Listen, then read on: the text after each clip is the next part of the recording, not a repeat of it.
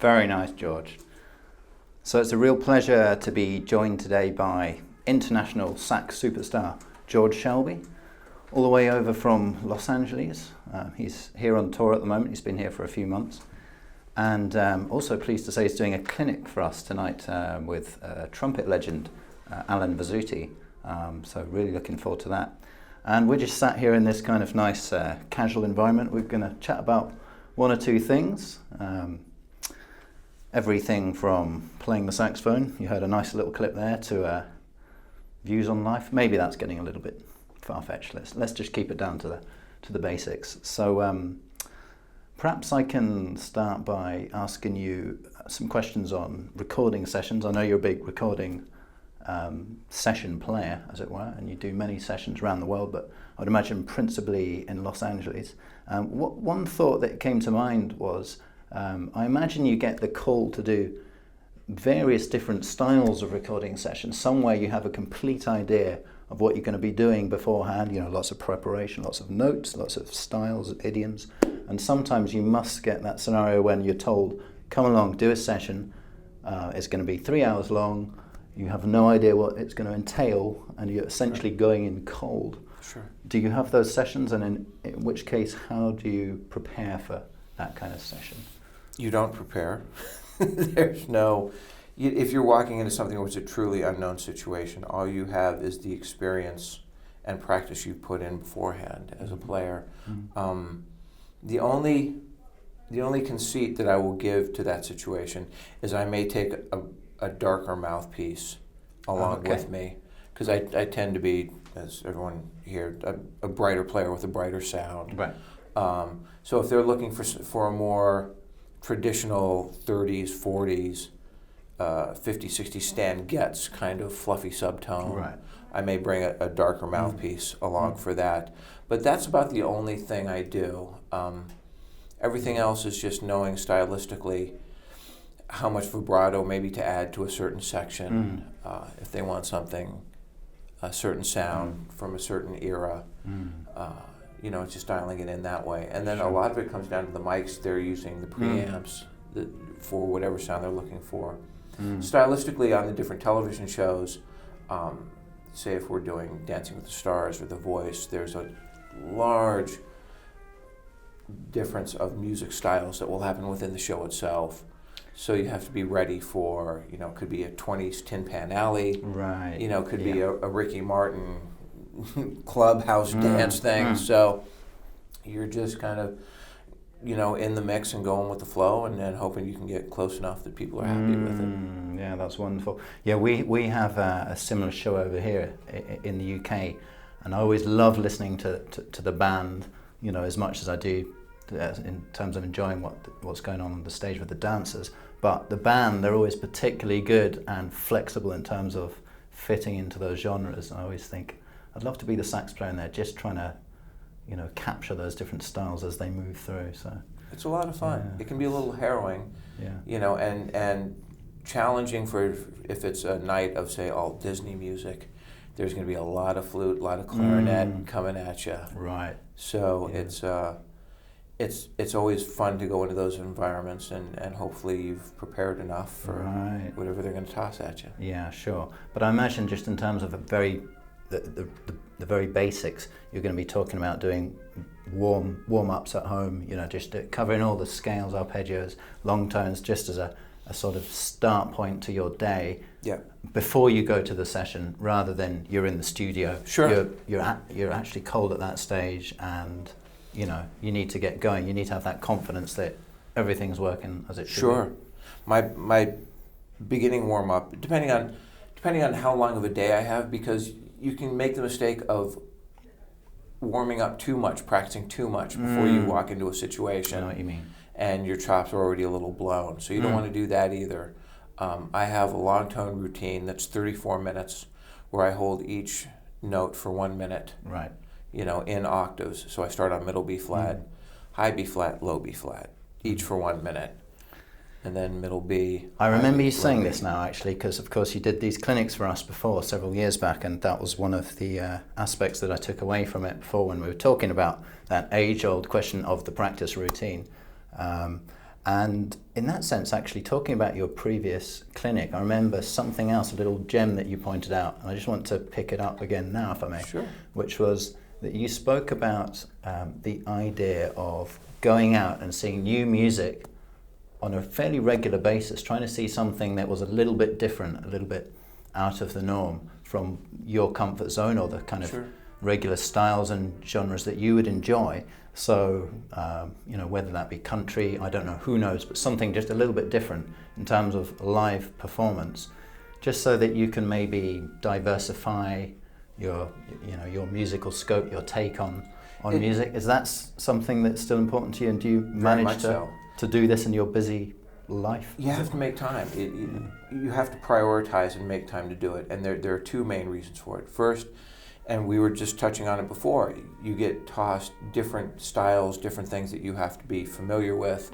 I played for the Grammys 3 months ago in Los Angeles, and I performed with Ziggy Marley. So you have to know, if you're going into a reggae situation, what that means for the phrasing, the tone, what you need to bring to that. Sure. So it's important, even if you're not necessarily a huge fan of a certain style of music, just to at least have a working knowledge of what that music needs to function within it. And then the other reason is just for inspiration. Sure. Just to feel, oh, that was really great, and to inspire you to get back in the practice room. And we were talking earlier before we started taping that I went and saw Jerry Bergonzi at Pizza Express here a couple months ago, and that was one of those nights where it was completely inspiring and depressing at the same time to hear him play. It's Jerry Bergonzi we're talking about here, after all, so kind of fair enough in that sense. Just wonderful. But really, so I try to always get out and see different styles of music, just to stay in touch with what's happening out there. And then also hear great players just for the inspiration of and you can get surprised, right? Because you think, absolutely, I wouldn't normally go and pay to see this, perhaps it's not my standard thing. But then you're there and you're suddenly realizing, actually, this has taken me somewhere completely different, and it surprised me, and I've come out and I've enjoyed it, and it's made me think differently about music. Which is 2 years ago I started playing Vocoder, which I trigger with the WX as a sound source. I'd love to hear that. And it was just something where hearing other players do it, and I heard a guy in a hardcore R&B rap band do it, and I thought, I could do that. Let's get in and investigate that. I've seen it happen too, and I've often wondered about it. When the keyboard players, don't you think, it's not fair that you guys can have all these tricks and all we do is stand there with our saxophone with the raw sound. We can't change anything, can't push any buttons. But actually, we can. Just need to do it. So I touched on it earlier, but I think I always have to ask a great sax player like yourself about the question of the regular practice routine. So this is something we do right from the beginning. So, if we're 7, 8, 9, taking up the sax from the early stages all the way through to our current status. So whether we're professional, semi-professional, keen amateur, kind of as paranoid sax players, if you like, we all have this thing in our head that we need to keep practicing, we need to have some kind of routine, whether it's maintaining or improving technique or trying to learn new repertoire. Is this something that's still very important to you, and within the context of your career being a touring musician, like let's say you're out with Brian's sets for a number of months, I'd imagine it's hard to kind of fulfill that criteria within the kind of the structure of the daily routine, shall we say? It's so woven into my DNA at this point that if I don't practice, I'm in a foul mood. Without even realizing it, I'll just be not happy, and I'll realize, I haven't practiced today, and okay, go and put in some time. The road is really difficult, and I am probably a person who has traveled to more cities around the globe and yet seen less of those cities than many people, because it's, I get up, I have a late breakfast, then it's straight to the arena, and they know enough about the horn players now that they put our dressing room way the hell down the hall, away from everyone else, because we're going to show up and we're going to put in time on our horns. And on the road, it's very limited, probably at the most 2 hours I'll get in of work. And then there's the official sound check before the gig, and then dinner, and then you're right into the show. And, you're traveling or, spending another night. So a lot of that on the road is just straight up discipline, and not, and get to a new city, you want to see, you want to explore, you want to see what's going on, but you balance that out with the confidence you would like to have when you take the stage that evening in front of 15, 18, 20,000 people, and it will put your butt in the room and make sure you go through the routine. Yeah, well, that makes perfect sense. Maybe you just need to have a holiday, or vacations, you would say. In some of these places, without the horn, you can actually enjoy the place a little bit more. But then at the same time, you kind of miss your practice, right? So you really have to set yourself. You go, okay, I'm going to take these 10 days, and I'm just not going to practice, and I'm going to be okay with that. And it's that works, because then you come back refreshed and restored.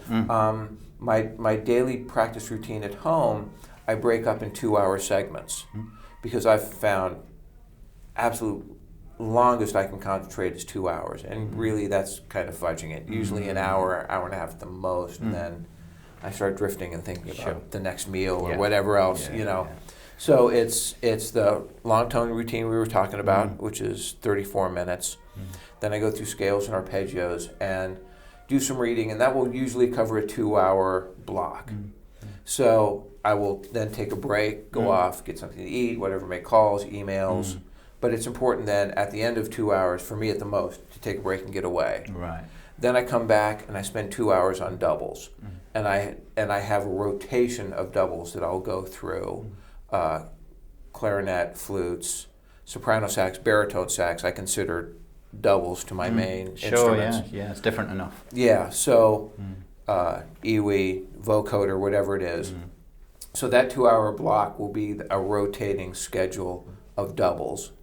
Then I'll take another break, and then if it's an aggressive day and I'm going to do another 2 hours, I come back in the evening and then just play. No focus, no rudiments. Just put on free from all of that. Some Aebersold play-alongs or just internet radio, and just create and play. Yeah, that's so organized. I'm very jealous. Can you just give me a year's worth of free days so I can do that out of my schedule? Absolutely, not a problem. What are you doing from midnight to 6 in the morning? Okay, I'm going to change the subject now and talk about something a little bit more technological, shall we say. Okay. So I seem to remember from last time, again in your clinics, you were talking about recording and the technicalities of recording. So we're talking about microphone setup and studio setups and the like. And I suppose in this day and age, this is something that we all have a lot more access to. For £300 or £400 or dollars, we can go out and buy basic versions of Cubase, Pro Tools, Logic, and this kind of thing. Sure. And we can all, as keen musicians, from whatever level to the high level, record ourselves at home and have home studio setups. Have you got any advice in terms of that, the setup, the kind of microphone you might buy? And then very specifically within that, a question that came to mind is the distance between the horn and the microphone. Right. And then my guess in the respect of your answer might be we're talking about the type of room that we're recording in here. So whether it be have lots of reflective surfaces, as in good reflective surfaces, like a nice warm ambient sound that you might get from wooden paneling, or a very dry room perhaps, whereby we start with a very dry starting point and then we colour it digitally. What's your take on all that? Whew, all right. Sorry, that was about 5 questions. So you can just pick and choose whatever you like from that lot. I'll answer it all. Okay. I'll start with the room itself. I built a room on my house, which is 12 by 14. So the biggest space you can get for your room gives you the most amount of options. So, and if you can only have a 6 by 6 space, then that's what you have. That's the space you have to work with. But if you can get a bigger space, you end up with more options in terms of recording from a corner or in the middle of the room and working with your reflective surfaces that way. So as big a space you can get is the first thing. Right. Second thing is within that room, what I did is I hung heavy curtains on the walls. Okay. And I can pull those curtains back or throw them across the walls, depending on the style of the recording I'm doing, Right. how dead or how live I want the room to be. Right. So, sound panels are great to kind of give you a basic deadened sound, but I want to be able to vary the sound in the room. So I have the heavy velour curtains that are on rods that I can just throw across, and sometimes half room or Right. just to vary. As a horn player, I want the room to be a little more live. That makes sense. Yeah. An engineer like Rafa Sardinia, who's a genius engineer and has something ridiculous like 22 Latin Grammys, just an amazing engineer, but he wants the room completely dead. Yes. No reflection at all. He wants to have all the options when he records, which is great for him. Sure. But when you're recording in an absolutely dead room, you feel the sound go out about this far. And it stop. changes the way you perform, right? You have to be very conscious not to overplay. Yes. Because when you're getting nothing back from the room, Yes. the tendency is to really want to try and push it. right, Yeah. and then you play too loud, and your sound gets thin, and you lose all the beauty of what you were trying to accomplish. Okay, so that's a good lesson. So in a room, as a horn player, I like a little bit of live. Then in the recording chain itself, it's a 3-step process that you're looking for, and that's mic to preamp to converter. And if you do that chain correctly, you're competing with any recording studio on the planet.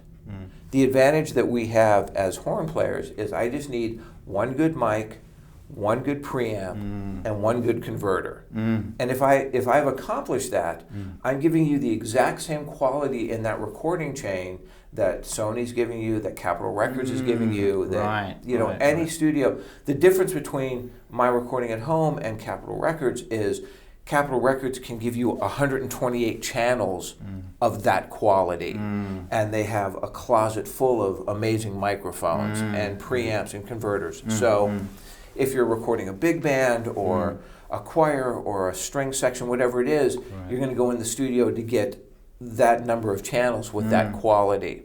Sure. So for me, I'm always a fan of a big tube mic. An old Neumann or a Cathedral Pipes is a newer brand that has a great tube sound. Oh, right. Anything in that genre for me works really well.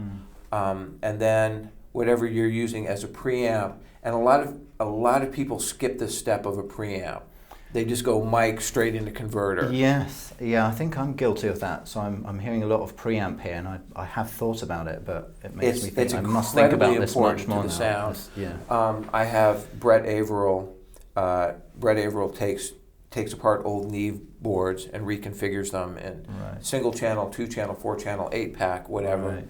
So because I record horn sections in my room, I have 4 channels of the Brett Averill Neve preamps. And whatever make and model you're happy with, but the preamp really warms up the microphone. And when you're working in the digital realm the way we are now, trying to warm that sound up is incredibly important. So most people recording at home skip that having a good quality preamp. Right. And then they complain the sound is too digital or whatever. Too but bright, actually, too thin. We can come back to those sort of analog days by having the great preamp Right. in there. So a great preamp that I record through, and a lot of times if I'm mixing a song or mixing a section, I'll come back out of the computer, back into those preamps again, just to warm up the sound that much more, and into the converters. Which brings us to the final link of the chain is the converters, and it makes an incredible amount of difference having a good quality converter. You know, when you think about the digital realm, everything is a square. You know, the waves are all broken down into digital bits, and this natural sound wave is round, of course. Yes. So there's going to be little bits of information, digital information, lost from a round sound wave to the digital bytes that get converted to. So the better converter you can afford to have, the better off your sound is. And it's hard to hear. It's one of those things where it's hard to hear unless you hear a really good converter. You can A/B it with a cheap one. Then you know. Then you go, oh my gosh, it's a world of difference. Right. So many times people record at home and they think, well, I don't sound good. It's, you know, my tone's not good. And I've got the best mic, you know. Right. I'm plugging it in, but yeah, what do you plug it into? Exactly. So mic to preamp to converter will really complete the chain for recording. Okay, that's interesting. And then distance to the mic depends once again stylistically what you're going for. I generally go anywhere from 6 inches to about 3 feet, depending on what kind of sound I'm looking for. Interestingly, for me, if it's, I hope I just didn't thump the mic right there. For me, if it's a contemporary jazz sound, I'll tend to be closer to the mic at this point. Right. Because it's everything seems to be going to a much drier sound, much more, you know, resonant up close. So I'll tend to get closer, and then as almost, if you want to think about it, as you're going back in time, if you're going for, you know, 90 sound, and 80 sound, and 70 sound, and 60 sound, and 50 sound, that makes sense. That's a you can back up to, you know, about 3 feet away will give you a good room sound. And you've got that dancehall sound right at the back, you know. Exactly, exactly. Yeah. So that's how I tend to think in terms of distance to mic. Yeah, interesting, great. Perhaps we can just round this up by talking about the fact that you are a Yamaha artist. You're here today under the guise of Yamaha, so thanks Yamaha. And we've got some lovely horns here. You did a lovely demonstration at the beginning on your tenor. And perhaps I'll just ask you a little bit about Yamaha, and then perhaps you can close out with maybe a little ditty of music on the alto, if you will. But you've had a relationship with Yamaha for a number of years now. What is it about Yamaha horns that give you that offers up a tool that allows you to do what you do as a professional sax player? That tool is a well-chosen word, because the way they're built, the sturdiness of their horns. I mean, I've been on the road 2.5 months now, and haven't been to a shop, haven't needed an adjustment. You know, they hold up extremely well. And not only from month to month, but year to year. You know, this alto I got in 2003 from Yamaha, and I play it every day. Every day that this horn is in my hands, and I think it's in incredibly beautiful shape today as it was when I first got it. So the durability of the horns, the sturdiness that they stay playable for an extended amount of time. I enjoy now that Yamaha is giving so many different options with necks. Yeah, I mean, if I may just quickly interrupt and touch on that. So we're talking here a top of the line Yamaha. They both are. These are the custom models.